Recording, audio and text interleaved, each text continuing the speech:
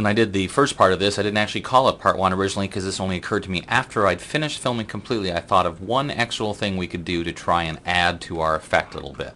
Now in order to see this better, I'm going to go back to here and make it a little more dramatic just so you can see what I'm going to do. Because it occurred to me that the light falling across her face would actually follow the contours of her face and her nose and her hands and so on a little bit more. So I figured maybe I should do that. So what we're going to do is, let me go back here. As you can see, I'm going to duplicate the layer into a new document. Put this back here now. Exactly the same. I'm going to make a quick black and white copy. So I'm going to do that really quickly by just lowering the saturation, something like this.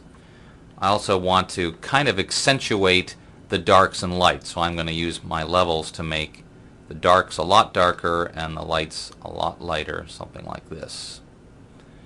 Now I don't want to be quite so detailed, so we're going to go and do a little bit of a blur. We're going to do a surface blur because that'll blur up the surface a little bit, but won't give us, we won't lose too much detail. We want a little bit of that detail still in there. So we'll go ahead and do that. And then what all remains to be done is we need to save this as, and I always call it something map just so I know what it is, and then we can close it. So now we can come back to our layer mask. Remember, the layer mask is what's creating this look of the Venetian blinds. So we're going to make sure we're clicked on that layer mask, and we're going to go to Filter, Distort, Displace.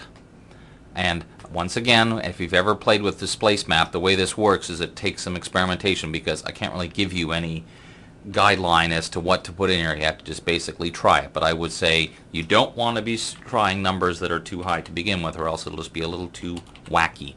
So be willing to try something and then go back, and you can always look and see what the results you're going to get. So now we have to go and get this map, which is the one I saved here, and when I click open, you can see now how it's distorting to look. Now that looks like it's a little bit much, so I probably want to undo that and go back to that filter one more time, but change the settings to something a lot more subtle. And go back and get that map again.